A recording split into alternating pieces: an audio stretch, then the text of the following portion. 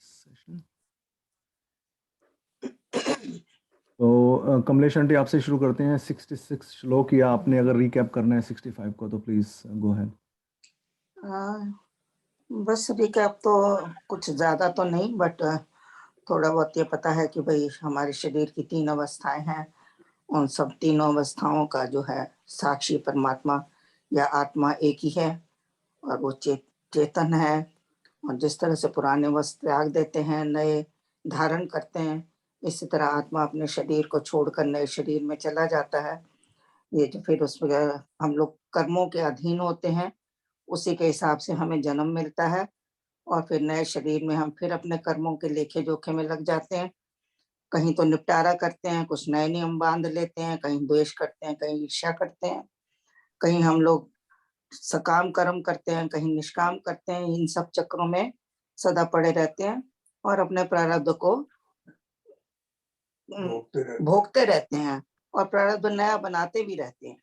क्योंकि कर्म जैसे जैसे हमारे चलते रहते हैं, तो कर्म जो हैं वो धीरे धीरे, पहले तो हमारे कर्म ऐसे होते हैं जो कि हमको अपने जो डेली रूटीन के हम कर्मों को करते हैं, उनको क्रियमाण कर्म कहते हैं।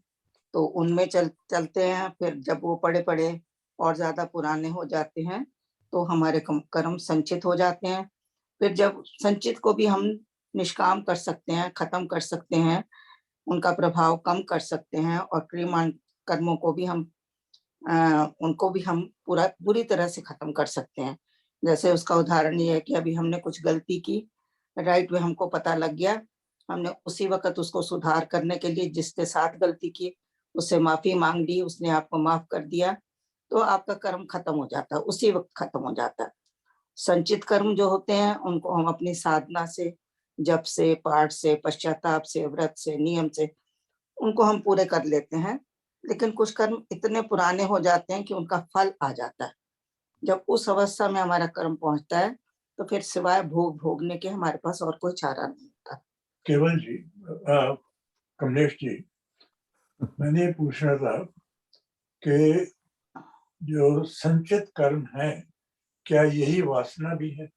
यह सारी जो है हमारे कर्म संचित, जो जितने भी हैं जो कर्म, ये वासनाओं का ही प्रभाव है। ये वासना जो हमारी सुप्त रह जाती हैं, जो पूरी नहीं होती हैं इच्छाएं हमारी, वो एक तरह से कांटे की तरह हमारे अंदर चुभती रहती हैं, और वो जब तक पूरी नहीं होती वो हमारा पीछा भी करती रहती हैं। जब तक वो पूरी नहीं होती हैं तो उसके साथ हमारा मन भी जुड़ा रहता है, और मन जुड़े रहने की वजह से हम उनसे कभी अलग नहीं हो पाते। तो वो जो कामनाएं हैं वो वासना बन जाती है, और वो हमारे कई जन्मों तक चलती है हमारे साथ।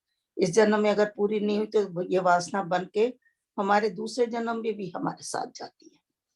तो ये इसका हिसाब किताब बहुत लंबा चौड़ा है। एक डोरमेंट स्टेट के अंदर होती है, और जैसे ही इसको कोई ना कोई पानी मिल जाता है, इसको ऊर्जा मिल जाती है, तो फिर दोबारा से सुफरित हो गया ये सुप्तावस्था में रहती हैं। और जैसे कोई एक नाग होता है ना, सोया हुआ होता है, जैसे ही उसको मौका मिला है, जैसे ही उसके अंदर कोई परिस्थिति आती है, उसकी पूंछ पे किसी ने पैर रख दिया या कुछ उसको हुआ, तो एकदम से फन उठा देता है। इसी तरह से हमारी कामनाएं जो दबी होती हैं, जहां जहां उनको मौका मिलता है, वो उभर उभर के हमारे मानस तल पे आ जाती हैं कि मुझे पूरा करो, मुझे पूरा करो। तो वो पूरा जब नहीं होता है, तो फिर वो इकट्ठी होती जाती हैं, और वो एक बड़ी खाई के हिसाब से इकट्ठी हो जाती है। पहले तो ये छोटे छोटे गड्ढे होते हैं, एक कामना आई, आपने उसको पूरी कर दी, चलो एक छोटा गड्ढा भर गया। दूसरी आई, आपने फिर पूरा कर दिया। लेकिन जब वो पूरी होती ही नहीं है, वो इकट्ठी होती जाती है, एक खाई बन जाती है वो, उस वक्त वो बड़ी भयंकर होती है, उनसे निकलना बहुत मुश्किल हो जाता है उस वक्त। इसका भी हम प्रोसेस देखेंगे कि क्या करते हैं। अभी let's read this two of them. Kamlesh दीदी, एक चीज पूछनी थी, इसका मतलब किसी को कुछ भी करके बाद में जरा सा सॉरी बोल दो, एवरीथिंग इज ओके? नहीं नहीं, अपने मन से, अंतर मन से आपने पश्चाताप करना है। जब तक आपका अंदर में ये नहीं है कि मैंने कुछ गलती की है, ऊपर सॉरी कहना तो बिल्कुल व्यर्थ है, बिल्कुल व्यर्थ है, कोई इसका मीनिंग ही नहीं है। और आजकल तो यही हो रहा है, जरा सा कुछ हुआ सॉरी, जरा सा कुछ हुआ sorry. We don't mean it, we don't mean it, we just say sorry, we are so used to of saying it. और कमलेश आंटी, मनीषा को पता नहीं चल पाता कि मैं मन से सॉरी बोल रहा हूँ, फिर मुझे कि मैं मन से नहीं बोल रहा। आप लिख के मन आपको के मैं साथ विपिन जी आप लिख के बोला करो। लिख के भी दे दिया मैंने, पर वो मानती नहीं है, कहती कि नहीं मन से नहीं आई अभी। पहले तो मन को मन से जोड़ो। बोल रहे हाँ, उसके मन से जब आपका मन जुड़ जाएगा ना, तो उसको भेद पता लग जाएगा कि ये असली है कि नकली है। फिर सॉरी कहने की जरूरत ही नहीं पड़ेगी। बिल्कुल बिल्कुल। अरे वाह क्या बात है। हाँ जी 66। हाँ जी। या इसमें फिर वही बताया गया कि जीना मरना जो है ये हमारे भोग हैं, और जब हम जीते हैं तो हमने पिछले कर्मों को भोग रहे होते हैं, जो कि बड़े पुराने पुराने हमारे कर्म हैं, उनको सब काट रहे होते हैं। ये सब राम अधीन है, कभी न करिए सो। तो इसमें हमको मतलब सोचना नहीं है, विचार नहीं करना। कभी भी कुछ हमारे ऊपर परिस्थिति आती है तो यही सोचना है कि हमारे अपने जन्म जन्मांतर के इकट्ठे किए हुए कर्म हैं, भोग, उनको हमको भोगना है बस। आगे है अविनाशी देह देव के देह अविनाशी देव, कि अविनाशी जो आत्मा है, जो देह का देवता है, देह का देव, देव कौन है? आत्मा है, वो अविनाशी है। और जो हमारी देह है उसका विनाश होने वाला है। 65 बस यही है, सत्ता अमर है आत्मा, ऐसा निश्चित लेख कि आत्मा का अस्तित्व सदा है, सदा रहेगा, और ऐसा हर इंसान को निश्चय कर लेना चाहिए। हाँ जी। मरता मारता आत्मा माने मूढ़ अजान, कर्म वासना में घिरा धरता मन अभिमान, जीवन मुक्त अलेप है कर करावे काम, सुविधि नियति आदेश से मन में रहे निष्काम। जो हमारा आत्मा है, कुछ लोग ऐसा समझ लेते हैं कि जो ये आत्मा है यही कर रहा है, हमारे अंदर बैठा हुआ सारे कर्मों को करने वाला है। लेकिन और जो मरता है वो भी आत्मा मर जाता है, शरीर को तो मरता ही है, साथ में आत्मा भी मरता है। ऐसा जो है ये अज्ञानी लोग जो हैं, जिनको ज्ञान नहीं है, वो ऐसा समझते हैं। असलियत क्या है?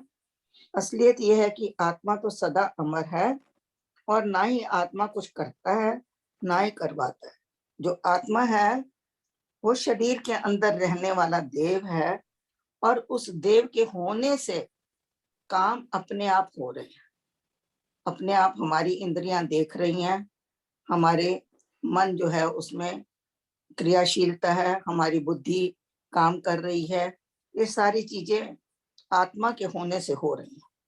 तो इसलिए जो मूढ़ है वो सोचता है कि जो है आत्मा मर जाता है। आत्मा मरता नहीं, आत्मा साक्षी भाव में हर जन्म में हर वक्त हमारे साथ ही होता है। कर्म वासना में घिरा धरता मन अभिमान। जो साधारण मनुष्य है वो जब कर्म करता है तो उनकी वासनाओं में घिर जाता है। अच्छा किया तो बहुत मैंने किया है, बुरा किया तो जी परिस्थितियां खराब थी, फलाने की वजह से मेरा कर्म खराब हो गया, मैं तो करना चाहता ही नहीं था। ये भी एक वासना है, किसी को दोष देना, अपने अपने कर्मों को अपने ऊपर ना लेना, उसका दोष दूसरों के सिर पे मढ़ देना, ये बहुत बुरी वासना है। तो कहते हैं कि फिर अगर अच्छा काम हो जाता है तो वो मन में अभिमान करता है कि ये तो काम मैंने किया, ये नहीं सोचता कि मेरे द्वारा करवाया गया। ये सब परमात्मा के नियम में सारे काम हो रहे हैं, मैं करने वाला नहीं हूँ। या दूसरा तरीका है कि उसको वो सोचे कि जो भी कर्म मैंने किया उसका मैंने फल परमात्मा को सौंप दिया, तो इससे आप निर्लेप होते रहते हो। लेकिन अगर आप ये सोचते मैं ही करने वाला हूँ, मैं ही करवाने वाला हूँ, तो उसमें आप अपने इन कर्मों में बंधते जाते हैं। तो इसके दो ही तरीके हैं, या तो आप उसको जान लें कि मेरे से काम करवाया जा रहा है, मैं करता नहीं हूँ, नियति के नियम में सब कुछ हो रहा है। इस रूप में भी आप अपने कर्म को ले सकते हैं। अगर आपको भक्ति के मार्ग पर हैं तो आप ऐसे कह सकते हैं कि मैंने कुछ नहीं किया, ये परमात्मा को मेरे सब कुछ समर्पित है। तो आगे वो कहते हैं कि जीवन मुक्त अलेप है। अब वो मुक्त आत्माओं या मुक्त मनुष्यों की बता रहे हैं कि उनका व्यवहार कैसा होता है। जो जीवन मुक्त हो गए हैं, कि जीवन मुक्त का मतलब जिन्होंने जीते जी परमात्मा को जान लिया है, अपनी आत्मा को जान लिया है, या जिन्होंने अपने कर्मों के भेद को जान लिया है कि कर्म क्या है और उसका फल क्या है, उसको कैसे भोगना होता है, तो वो कभी गलत कर्म करते ही नहीं है। तो वो ऐसे लोग जो हैं वो अलेप हैं, उनको कुछ भी टच नहीं करता है। बाहर की दुख की परिस्थिति हो तो उनको दुख नहीं टच करता। बाहर शीत है, उष्ण है, गर्मी है, बरसात है, हर स्थिति में वो अपने आप को उससे अलग रखते हैं, आत्मा को अलग देखते हैं, शरीर को वे अलग देखते हैं। वो ये जानते हैं कि सुविधि नियति आदेश से, परमात्मा के आदेश से, नियति ने जो नियत किया हुआ है, नियति मीन्स परमात्मा का एक नियम जो है वो सृष्टि में काम कर रहा है, उसी सृष्टि के नियम के अंदर जो कि सुविधि से चल रहा है, उसका नियम, सूर्य समय पे निकल रहा है, चंद्रमा अपने समय पे आ जाता है, बारिश अपने समय से होती है, तो ये परमात्मा का नियम सुविधि से चल रहा है। यह नहीं है कि कल कुछ था आज अपने आप ही बदल गया, नो। तो वो कहते हैं कि ये परमात्मा के आदेश से जितने भी काम हो रहे हैं सृष्टि में, वो होते ही रहते हैं। वो अपने को भी एक सृष्टि का नियम का एक हिस्सा मान लेता है।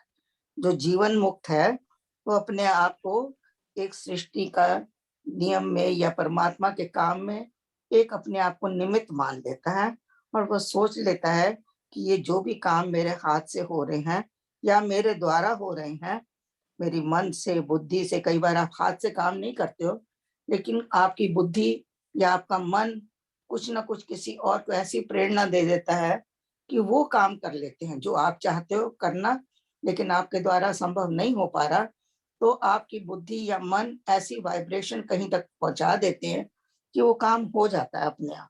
तो उनको ये तो ये पता। हेलो, हाँ जी, ये हाँ जी। अलेप का क्या मतलब? अपने आप को सब चीजों से वो अलग रखता है? अलग अलग अलेप अलेप। मतलब जिसके ऊपर कोई लेप नहीं है, अच्छा, जिसमें अलग कोई, रखता है। हाँ बिल्कुल अलग रखता है कि मैं इसमें नहीं हूँ। जैसे कभी कभी कोई दो पार्टियां लड़ रही होती हैं, तो आप अपने आप को कहते हैं नहीं मुझे बीच में नहीं पड़ना, मैं तो अलेप हूँ, कि मेरे को कोई फर्क नहीं पड़ता, तुम लड़ो मरो जो मर्जी करो, मैंने किसी के काम में दखल नहीं देना। तो आप जो है अलेप हो जाते हैं। तो वो ये मान लेते हैं कि करे मेरे को काम कराने वाला, करने वाला जो है परमात्मा का नियम है, उसी नियम में सारे चल रहे हैं, उसी नियम में मैं भी काम कर रहा हूँ। और वो मन में जो है वो निष्काम रहता है। यहाँ हमको निष्काम शब्द का मतलब जरा विस्तार से समझेंगे, क्योंकि पढ़ा हमने बहुत है, तो इसको अच्छी तरह कोशिश करते हैं कि अगर मेरे को कुछ मैं कह पाऊं इसके बारे। हाँ जी, तो ये मन में वो ये निष्काम रहता है, किसी चीज से भी प्रभावित नहीं होता। तो निष्काम शब्द का अर्थ क्या है? इसका प्रभावित नहीं अर्थ होता। है, हाँ जी, बताया तो है आपने, प्रभावित नहीं होता। हाँ जी, उसके अंदर कोई कामना ही नहीं रह जाती। निश मतलब नो, काम मीन्स कामना, निष्काम जिसके अंदर कोई कामना ही नहीं है वो बंदा निष्काम है। तो क्या इस स्थिति को पाना इतना सहज है जितना कि हम कह रहे हैं इसको? क्या बड़े बड़े लोगों ने इसको निष्कामता को एक बार में प्राप्त कर लिया था, या उन्होंने राम राम की रट लगा ली, थोड़ा सिमरन किया, थोड़ा पाठ किया, थोड़ा जाप किया, निष्काम हो गए? नो, ये एक बहुत बड़ी साधना है। निष्काम होने के लिए बड़ा भारी प्रयत्न करना पड़ता है, इसको समझना पड़ता है। You have to go through the process. वो प्रोसेस है जिसकी वजह से धीरे धीरे हम निष्काम होते हैं। एक बार में हम कभी भी निष्काम नहीं हो पाते हैं। तो निष्काम होने के लिए हमारी प्रक्रिया क्या है कि पहले तो ये देखें कि हमारे दिन भर में कितने हमारे अंदर कामनाएं आती हैं। इवन हमको वॉशरूम जाना होता है तो क्या ये हमारी इच्छा नहीं है? बिल्कुल। भूख लगी है, ये भी इच्छा है। प्यास लगी है, बहुत बड़ी इच्छा है। लेकिन क्या ये हमारी निष्काम के लिए है या सीधे निष्काम? क्यों कहेंगे इनको निष्काम? क्यों? क्योंकि ये हमारे एक शारीरिक धर्म है। ये शारीरिक धर्म है, इसको हमने पूरा करना है। परमात्मा ने इसके ऊपर रोक नहीं लगाई। दो ये भी हमारे कर्म है, इसको बाथरूम जाना काम है, खाना खाना काम है, पानी पीना काम है, ये काम है और ये निष्काम है, क्योंकि एक तो ये शरीर से तो जुड़े हुए हैं। हमने जब इनको पूरा कर लिया उसके बाद क्या हमारे अंदर दूसरी कामना आती है? नहीं, खत्म। कमलेश दीदी, हाँ कई जी, बार ऐसा होता है ना कि कोई तुम्हारा प्रियजन अगर तुमसे बिछड़ गया है तो then you don't give a damn कि क्या हो रहा है, यू डोंट नहीं, केयर। वो तो आपकी कामना जायज है, उसको आप निष्काम भी, ये आपकी सकाम कामना है, लेकिन इसको आप धीरे धीरे निष्काम करेंगे। इसका प्रोसेस अभी हम डिस्कस करते हैं अभी, तो देखिए अगर आपको उसमें कुछ लगता है तो आप उस पर प्रैक्टिस कर सकते हैं। तो जब हम वॉशरूम जाते हैं या जो भी करते हैं तो वो उसी वक्त हमारी कामना खत्म हो जाती है। उसके बाद प्रकृति के नियमबद्ध, या नियमबद्ध तो है प्रकृति के नियमबद्ध, ये जो है हमारे, इनको शारीरिक धर्म कहते हैं। ये हमारे शरीर से जुड़े हुए धर्म है, इनको पूरा करना। जिस तरह माता पिता की सेवा करना है, बच्चों को पालन पोषण करना है, उनको खिलाना पिलाना, ये हमारे सारे धर्म है। इसी तरह ये जो शारीरिक धर्म है, हमने इनसे निवृत्ति पानी है। तो इनको करने के बाद कामना क्या होती है? जहाँ लिखा है कि एक कामना खत्म होती है, दूसरी आ जाती है पहले। अब ये कर लिया, दूसरी आनी चाहिए, दूसरी खत्म हुई, तीसरी आ गई, चौथी आ गई। लेकिन जहां हम इन कामनाओं को पूरा करते हैं देन इट इज ओवर, इसके साथ दूसरी कामना कोई नहीं जुड़ती। तो इसलिए इसको एक निष्काम कर्म कहा गया है, ऐसी कामनाओं को। मतलब कि अब अब जो लोभ, दूसरी, एक कामना पूरी होते ही दूसरा लोभ खड़ा हो जाता है कि अब हाँ मेरे को ये चाहिए। हाँ जी, तो यही बताया है कि भाई ये कामनाएं जो हैं, पहले तो गीता में क्या लिखा हुआ है कि अर्जुन ने एक जगह प्रश्न किया हुआ है कि भगवान, कि हम बुरे कर्म करते क्यों हैं, पाप करते क्यों हैं, जबकि हम करना भी नहीं चाहते हैं लेकिन फिर भी हमसे पाप होते हैं। तो भगवान ने उत्तर एक यही दिया था कि इसके पीछे सिर्फ कामना ही है, क्योंकि हमारी कामनाएं हर वक्त मुंह बाहर फाड़ के खड़ी रहती हैं और उसी चक्कर में इंसान जो है उनको पूरा करने के लिए कुछ ना कुछ गलत कर्म करता है, चोरी भी करता है, पाप भी करता है। तो ये कामनाएं, हाँ जी, जैसे आपने अभी बताया कि ये शारीरिक जो है वो निष्काम है, राइट? हाँ जी, लेकिन वो भी इच्छाएं तो नहीं खत्म। जैसे अभी एक भूख लगी, हमने खाना खाया, पेट भर गया, लेकिन थोड़ी देर बाद फिर वो कामना। नहीं देखिए, आपकी कामना उस वक्त नहीं आई है, ये जब आपने खाना खा लिया, आप तृप्त हो गए, आपकी तृप्ति हो, कामना का मतलब है तृप्त होना, वो खत्म हो गई, उस वक्त कोई कामना नहीं है। ये शारीरिक धर्म जब आपका फिर उत्पन्न होएगा, फिर आपको वॉशरूम के जाने की एक उम्मीद होएगी या खाना खाने की भूख लगेगी, फिर ये चीज आएगी। शरीर जब तक है हमारी कामनाएं बनती ही रहेंगी। बिल्कुल, वो तो है ही है, इसका तो कोई अंत तो नहीं है। अंत में लेकिन इस कामना को अगर हम एक बार पहचान लें, इसको जान लें, तो हम इनमें फंसते नहीं है।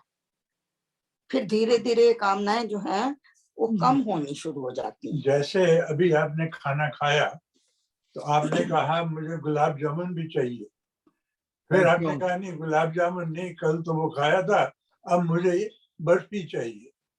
तो वो आपकी कामना बढ़ती चली जा रही है जबकि आपका पेट तृप्त हो चुका है। हाँ जी, थैंक यू अंकल, आपने पंचम यू वर्ड यूज बैल साहब, आप सुबह सुबह गुलाब जामुन क्या, विपिन जी को आप क्या कर रहे हो? क्योंकि हम खुद नहीं खाते, हम सोचते हैं औरों को दे दे। या हाँ जी, सुबह सुबह तो जी निष्काम, हाँ जी, कमलेश जी मुझे पूछना है कुछ इसमें। हाँ जी प्लीज। निष्काम के बारे में आपने एग्जाम्पल दिए, बताया और ये भी कहा कि अटैच ना हो। हाँ, तो अब मान लीजिए कि एक सिचुएशन ये है, यही गीता का उपदेश एक माँ पढ़ रही है और छोटा बच्चा सुन रहा है और घर पे है भी नहीं कोई, ना एडल्ट है ना लाइफ में है, माँ बीमार है, वो बड़े अच्छे से समझा रही है सारी चीजें और बाद में कहती है बेटा मुझे तो भूख बहुत जोर की लगी है, डॉक्टर भी कह गया था हाँ कि जी, खाए बगैर गुजारा नहीं है। तो देख कुछ होता है, तो गरीब परिवार है, कोई कमाने का साधन नहीं है, कुछ भी नहीं है। हाँ जी, तो ये बच्चे की कोई कामना नहीं थी, लेकिन ये बाहर गया, इसे कुछ समझ नहीं आई, पैसे थे नहीं, इसने एक पीस ऑफ ब्रेड चोरी कर लिया और करते हुए या, पकड़ा, पकड़ा भी गया। इसने तो करी माँ की मदद निष्काम, पुलिस या वाला ने करा अपना काम, जज ने करा बिल्कुल अपना काम, तब भी मर जाती और अब भी मर गई। तो हाँ काम भी निष्काम सारे करते हुए भी कभी कभी सबने तो अपना काम ठीक से करा, लेकिन रिजल्ट न जाता तो मर जाती, चला गया तो मर गई। तो इसमें आप क्या करेंगे? जस्टिफाइड है? नॉट जस्टिफाइड है। Motive was very pure but intention was not pure, और कोई तरीका था नहीं उसके ये पास, तो क्या आपने कर? ये आंसर तो अपने ये निष्काम तो नहीं है ना, वो उसके आंसर बच्चे आंसर के मन अपने में आप ये अपने तो आप ही आया दे ना दिया कि कि मैं माँ इंटेंशन। की हेल्प करूं। नहीं नहीं, नहीं, ये बिल्कुल निष्काम कहाँ है? निष्काम कर्म है, ये निष्काम कर्म में ही गिना जाना चाहिए। क्योंकि जो भी कर्म हम करते हैं ना, उसका जब तक भाव से कर्म होता है, कर्म खाली इंद्रियों से नहीं होता है। इंटेंशन आपने बोल ही दी ना। इंटेंशन आपकी ये क्या है, उसके ऊपर मैं आपको माँ की हेल्प आपके करूं। कर्म बनते हैं। अगर आपकी इंटेंशन खराब थी तो आप उस कर्म बंधन में पड़ोगे ही पड़ोगे। अगर आपकी इंटेंशन अच्छी थी तो आपको उसका कोई फल नहीं मिलने वाला, वो कर्म आपका निष्काम हो जाता है। चाहे नहीं, शरीर से काम आपकी, हाँ देखिए जी वो माँ की मदद करने के लिए, कौन सा बेटा है जो माँ की मदद नहीं करेगा ना? अब वो बिल्कुल इतना छोटा, वो उसके पास पैसे, बैंक, ये वो नौकरी नहीं है और उसे चाहिए फौरन, और एक छोटा सा पीस ऑफ ब्रेड लोग फेंक देते हैं, लेकिन उसने मीन्स जो अडॉप्ट किए वो कानून की काली किताब के दफा इतने इतने इतने में जुर्म था, और कर्म जो था वो नेक था, निष्काम था, माँ की मदद करनी थी तो करा। ये ठीक है, जितनी उसकी अकल समझ थी उसने गलत करा, ठीक करा, ये कानून वाले अपने ज्ञाता ज्ञानी करते रहेंगे, लेकिन वो करने तो भला काम गया था, हो गलत गया। नहीं, नतीजा, पर वो भला कैसे हुआ? वो तो चोरी करी ना उसने। हाँ तो नहीं क्या नहीं, बैठा रहे, मरने दे उसको, चोरी ना करे, क्या करे, नौकरी ढूंढे, क्या बनाए उस उम्र में? उसकी उम्र ही 5-7 साल की है, तो क्या करे? आप मुझे बताओ ना, उसकी जगह पे धर्म यही कहाँ कहता से है कि लाए? आप प्रेयर करो। पैसा नहीं है। जाके किसी से हेल्प मांगे। अब ये तो मैं तो था नहीं ना वहां बताता कमलेश उसको। कमलेश आंटी आप क्या कहते हो? हाँ जी, मैं तो यही सिर्फ कह रही हूँ कि इस संसार में वो हमारे कर्मों का हिसाब अलग तरीके से है, अध्यात्म में कर्मों का हिसाब अलग तरीके से है। अगर आप संसार में देखोगे तो जिसने चोरी की उसको चोरी का फल भोगना ही पड़ेगा, उसका मन से कोई संबंध नहीं। आपके मन में क्या था, नोबडी नोज अबाउट इट। या अगर आपके ऊपर मुकदमा चलता है, आपका जो जज है वो आपकी भावना को समझ लेता है तो वो आपको सजा नहीं देगा। लेकिन अगर वो नहीं समझता है तो चोरी का फल आपको मिलेगा, लेकिन आध्यात्मिक रूप में आपको उसका फल नहीं मिलेगा, क्योंकि आपने अच्छा कर्म किया, आपका हिसाब अच्छे कर्मों की तरफ ही जाएगा। आपने माँ के लिए भक्ति की, माँ को सेवा की, तो ये आपका कर्म उस लेखे जाता है। तो ये हर तो किसी का मतलब अलग अलग हिसाब किताब है। आप इसको जिस तरीके से भी लेना चाहें उसको आप ले सकते हैं। डॉक्टर अगर जी, आप इसको एक मैं चोरी बात मानना चाहें तो उसको चोरी मान सकते हैं, और अगर आप उसको इसकी माँ की सेवा मानना चाहें तो आप उसको वो भी मान सकते हैं। ये आपके अपने हिसाब से है, क्योंकि आपके मन के अंदर जैसी बुद्धि है या जैसा आपका मन है, आपको उसका कर्म वैसा ही दिखेगा। अगर नहीं, पर उसका अगर कर्म, आप कमलेश दीदी, अगर आप उसको सेवा मानते हो तो बच्चा सोचेगा वो ये ठीक है, तो वो बारी बारी करेगा। So you have to tell कि दिस इज नॉट राइट। नहीं नहीं, वो तो उसको भी पता है कि नहीं, मैंने अगर चोरी वो नहीं कुछ करनी। लेके आया चोरी करके और ना ना, तुम ये उसको कुछ, उसकी परिस्थिति ने कराया, उसने नहीं किया। उसकी माँ ने उसको बताया हुआ कि चोरी करना ठीक नहीं है, लेकिन ये परिस्थिति ऐसी है कि उसको करना पड़ रहा है। तो ऐसे इस थोड़ी वजह होता। सब पढ़ रहा तो कोई बात नहीं हुई ना। सबसे बड़ी बातों में बात यह है कि आध्यात्मिक तरीके से कुछ और कर्म के फल होते हैं, और जो हमारे हम जो रहते हैं, जो हमारे भौतिक कर्म है, वो बिल्कुल उसका कर्म फल डिफरेंट है। यही अगर बात हमारा मैं ये बोल एक रही नियम हूँ। बना हुआ है कि चोरी करना अपराध है, तो अपराध का आपको फल मिलेगा ही मिलेगा, और उसमें आध्यात्मिकता अगर देख ली जाए कि भाव क्या था, तो उसके हिसाब से उसको फल मिलेगा। तो यही हम लोग कह बिल्कुल सकते हैं, इसका निचोड़ है। यही कहा गया। हाँ जी, यही कहा तो गया। हाँ जी, तो अभी हम लोग देख रहे थे कि निष्काम कर्मयोगी की प्रक्रिया क्या है, कि हम कैसे निष्कामी बन सकते हैं। उसके लिए सबसे पहली चीज तो यह है कि हमारे मन के अंदर जो छोटी छोटी इच्छाएं आती हैं रोजमर्रा की, कोशिश करें कि हम उनको पूरा करें। कर सकते हैं तो इच्छा, जो हमारी एक कामना जो है वो सिर्फ हमारे से नहीं जुड़ी होती है। इच्छा हमारी हमेशा दो चीजों से जुड़ी होती है, किसी और से और हमारा। जैसे आपने कुछ बाहर देखा, आपको प्रभावित हुए, तो बाहर की परिस्थिति या बाहर की एटमॉस्फेयर या बाहर का आकर्षण जो है वो उसमें आप जुड़ते हो, तो बाहर का अलग है, आप अलग हो, दो चीजें मिलके कामना बनती है। घर में है, आपकी कोई कामना हुई, उसमें आपका पति जुड़ा हुआ है या कोई बच्चा जुड़ा हुआ है या माँ बाप जुड़े हुए हैं आपकी इच्छा पूरी करने के लिए। तो इच्छा के लिए हमेशा दो लोग होते हैं, और इच्छा जो है ये असंतोष से पैदा होती है। जब कामना होती है पैदा कब होती है कि जब आप अपने मन के अंदर संतुष्ट नहीं होते हैं, असंतोष आपके मन के अंदर होता है मुझे ये मिले, यू आर नॉट तृप्त। तो उस अतृप्ति के भाव में जब आप होते हैं तो आपके अंदर कामना का जन्म होता है। अब इस कामना को हम छूटे कैसे? तो पहले तो ये तरीका है कि इस कामना को अगर आप पूरा कर सकते हो तो उसको करते जाओ, क्योंकि धीरे धीरे करते करते करते करते ही आप कामना से मुक्त होगे। अगर आप पहली बार में ही सोचो जी मेरे को तो कामना करनी ही नहीं है, मैं निष्काम हूं, तो आप हो नहीं पाओगे, क्योंकि वो कामना कहीं ना कहीं आपका पीछा करेगी। आप उसको दबा रहे हो, आप उसको मिटा नहीं रहे हो। जब उसको आप जड़ से उखाड़ना चाहते हो तो उसको पूरा करो।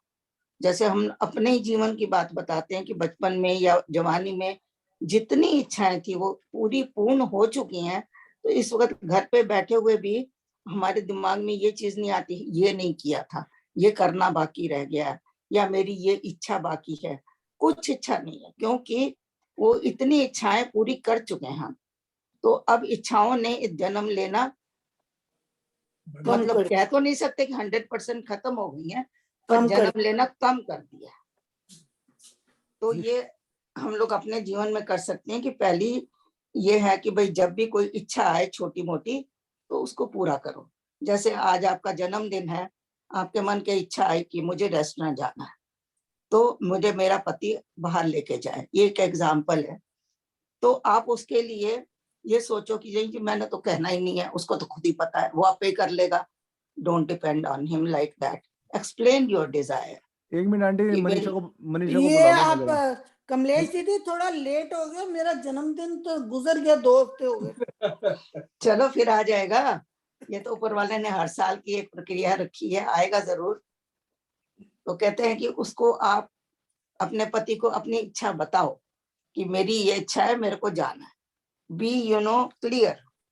फिर जब क्लियर हो जाए, आप वहां गए, आपको खाना पसंद नहीं आया, आप दुखी होके घर आते हो, अरे गए तो बड़े चाव से थे, तो वहां तो कुछ हुआ नहीं। एक्सक्यूज मी कमलेश जी, अभी जब इससे पहले बात हुई थी कि जैसे इच्छा बनती है अगर वो पूरी होती है तो हमें लोभ होता है, अगर नहीं पूरी होती तो उससे घृणा होती है।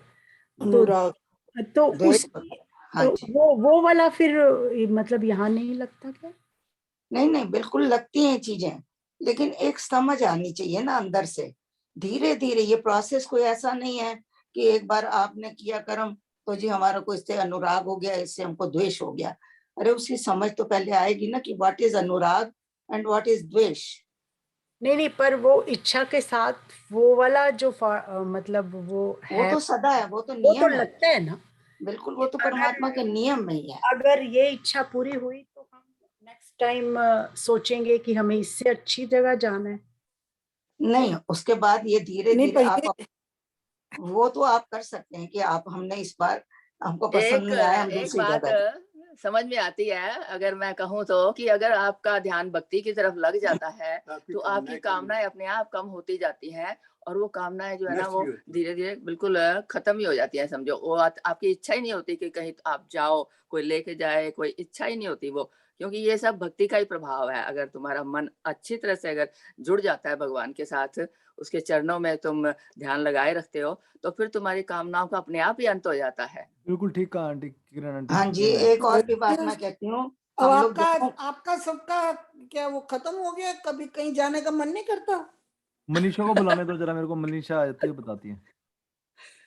मैं ये कह रही थी कि हम लोग दोनों मार्गों पे चल रहे हैं, भक्ति के भी और साथ साथ में ज्ञान मार्ग भी।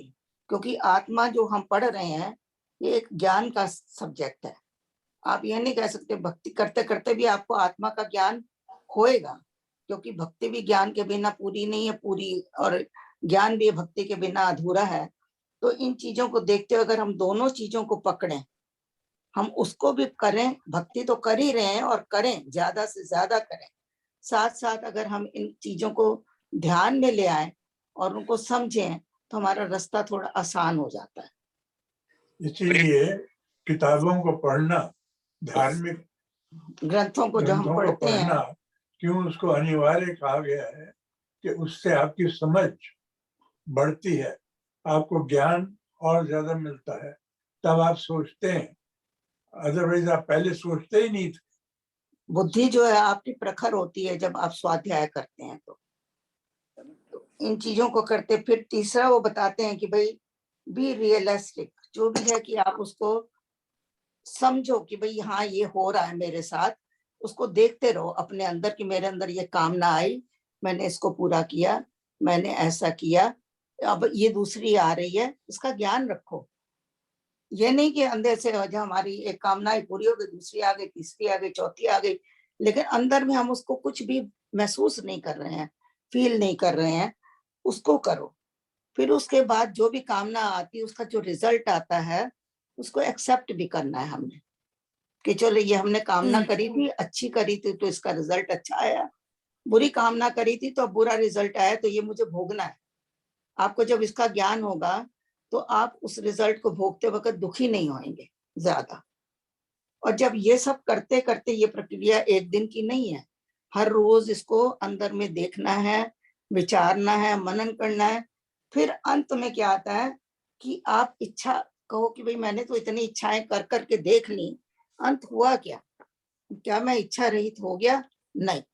अब कहो कि मैंने बाहर से इच्छाएं नहीं करनी है, मुझे जो इच्छा करनी है अपने अंदर करनी है, अपने आप से करनी है। मुझे अपनी इंद्रियों को सुधार करना है, अपने मन को देखना है, अपनी बुद्धि को देखना है, अपनी आत्मा को जानना है। ये इच्छाएं आपकी अपने आप धीरे शुरू हो जाती हैं, बाहर की इच्छाएं कम होती हैं।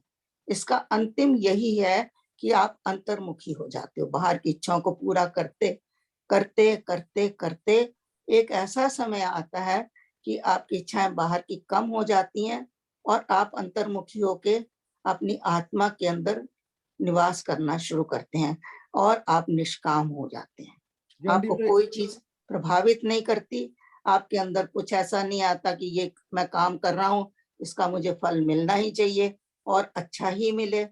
ये निष्कामता नहीं है, क्योंकि भगवान ने ये भी कहा है गीता में एक जगह पर, हर कर्म का फल मिलता है।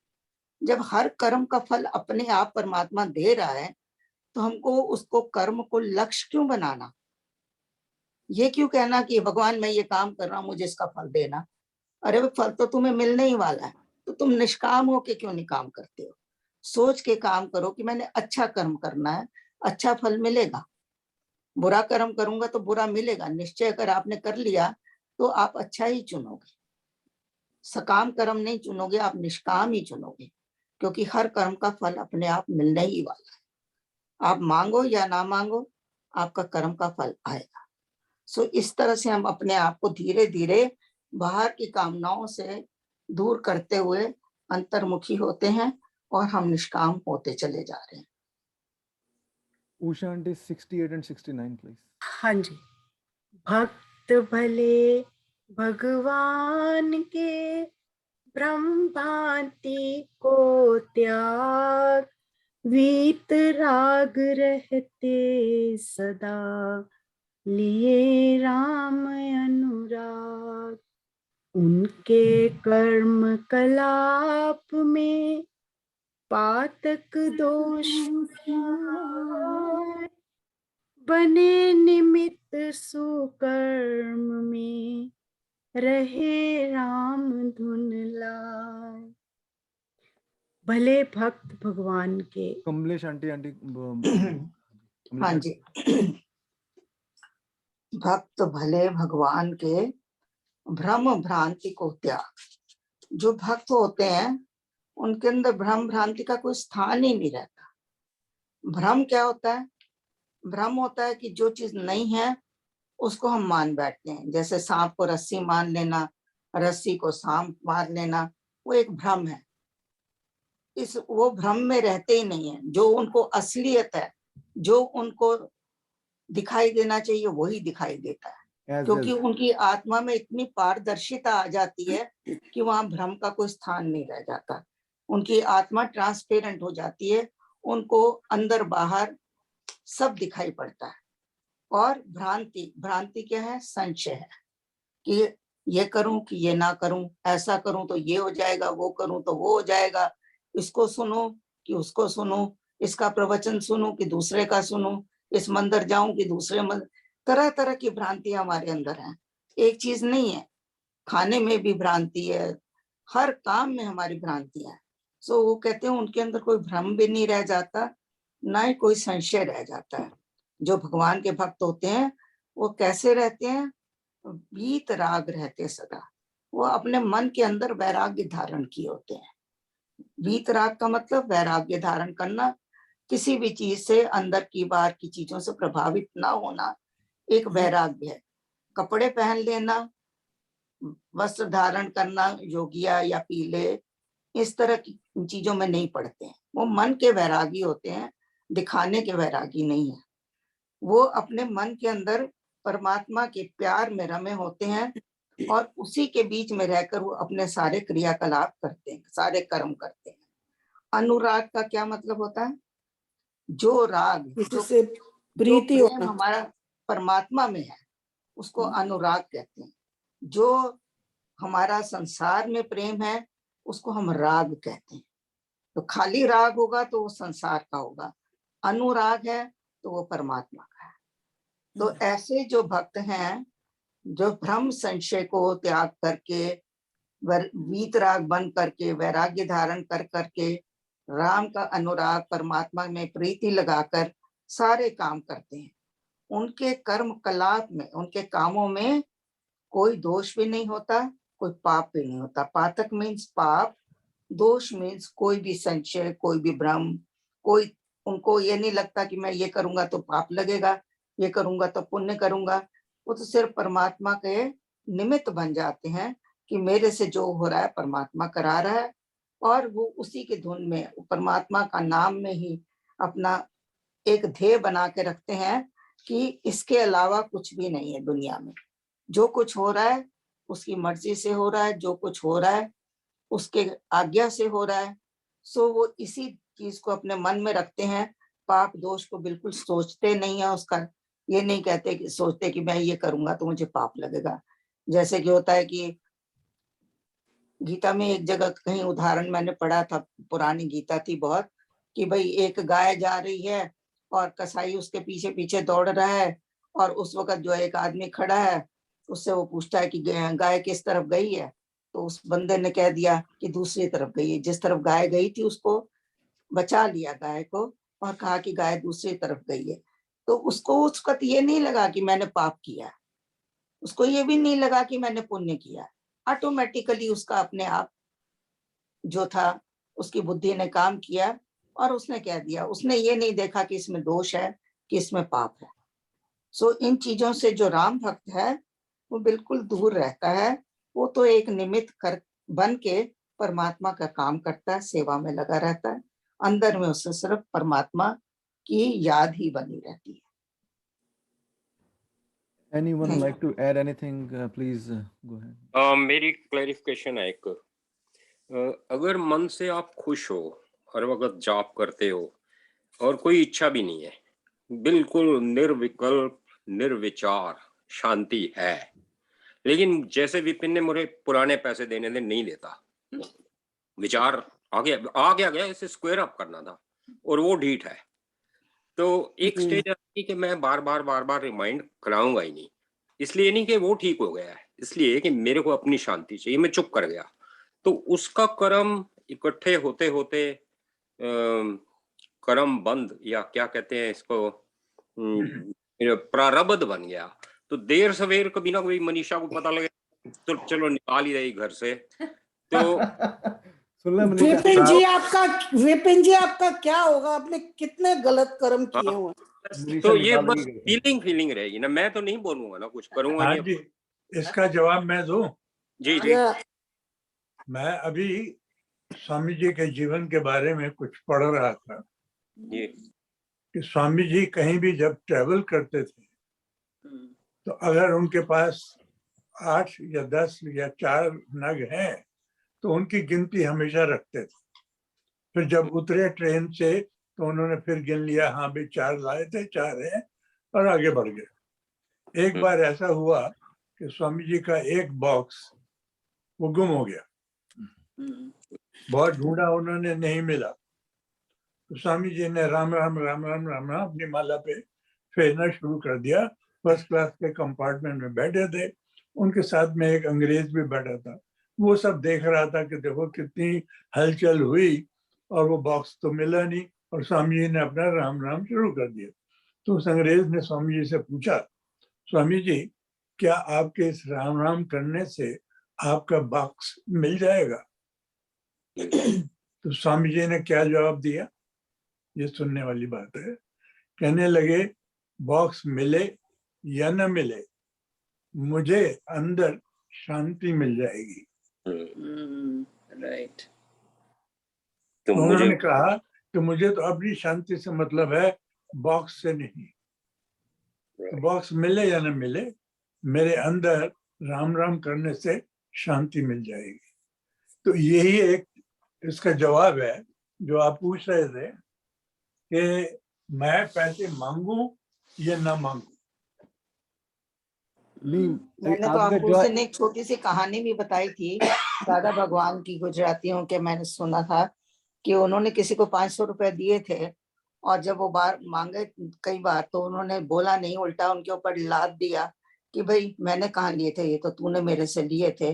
थैंक यू तो आंटी। उन्होंने सोचा कि अगर मैं इतने बड़े कर्म बंधन में बंधता रहूंगा, मैं इसको कहूंगा तू मेरे दे और ये मुझे कहेगा तू मेरे दे, तो इस तरह से तो मेरे कई जन्म खराब हो जाएंगे। और इसलिए इस जन्मों को मैंने इस बंधन को बंधने नहीं देना, काटना ही काटना है। उन्होंने कहा ये बड़ा सस्ता सौदा है। 500 रुपए निकाले, उसके हाथ में धर दिए, भाई तेरा मेरा खाता खत्म, आज से बस तेरा मेरा कोई लेना देना भी नहीं है। उन्होंने अपने कर्म को वहीं का वहीं काट दिया। तो ये आपके अपने ऊपर है कि आप असंतोष में रहना चाहते हैं कि शांति में रहना चाहते हैं, कर्म बांधना चाहते हैं कि कर्म काटना चाहते हैं। सब हमारे अपने हाथों में है। अगर पैसे का इतना ज्यादा मोह है कि नहीं जी हम तो इसको बख्शेंगे नहीं, तो फिर लगे रहो सारी उम्र क्या, कई कई जन्म। इस जन्म में किसका आपको एक और छोटी सी कहानी सुनाती हूँ जो कि पर वो अगर दोबारा 1 हफ्ते के बाद दोबारा मांग लेगा तो क्या कर लोगे? अगर तो आपके मन के अंदर वो विचार बैठा ही हुआ है, आपने उसको छोड़ा ही नहीं, तो फिर वो तो एक बार क्या आप 25 बार मांगोगे। तो ये तो आपके अपने मन में निश्चय करना है ना कि आपके लिए क्या महत्वपूर्ण है। सामान ज्यादा महत्वपूर्ण है कि पैसा, वो आपका पैसा ज्यादा महत्वपूर्ण है कि शांति ज्यादा महत्वपूर्ण है। तो ये तो आपके अपने ऊपर है।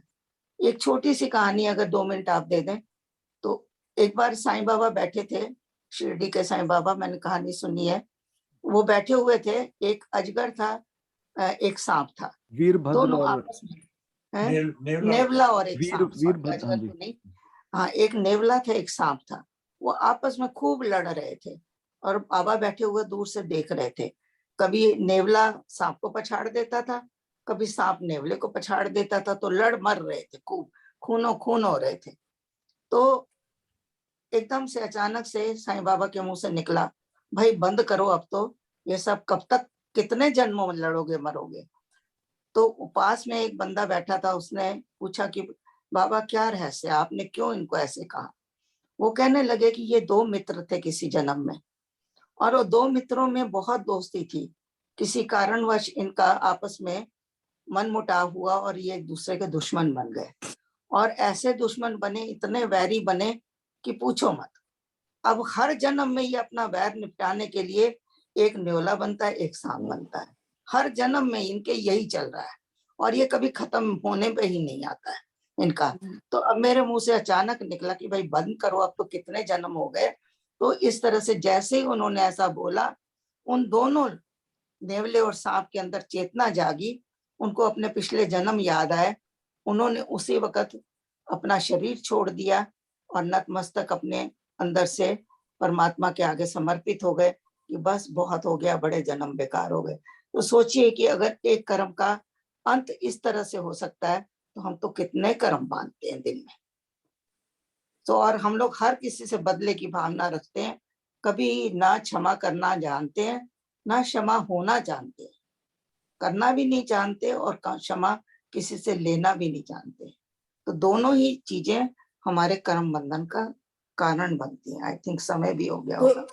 इसका सार ये है विपिन जी कि आपने जो मेरा $1000 देना है वो अभी दे जाओ, नहीं तो पीछे कई जन्म लेने पड़ेंगे। नहीं तो आप ये भी कह सकती हो मैंने तुझसे कुछ नहीं लेना, मैंने माफ किया। नहीं, ये कहना होता तो मैं फिर पहले कहती हूँ क्यों। चलो अब ये नहीं कहती तो भजन शुरू कर दो आप, टाइम मेरे ख्याल हो गया है, so we can start the bhajan. और before anyone like to add anything please. Ram Ram Ram Ram करते रहेंगे तो सब लालच खत्म हो जाएंगे हमारे। ये समझ आ रही है। चोपड़ा साहब सुन लिया आपने?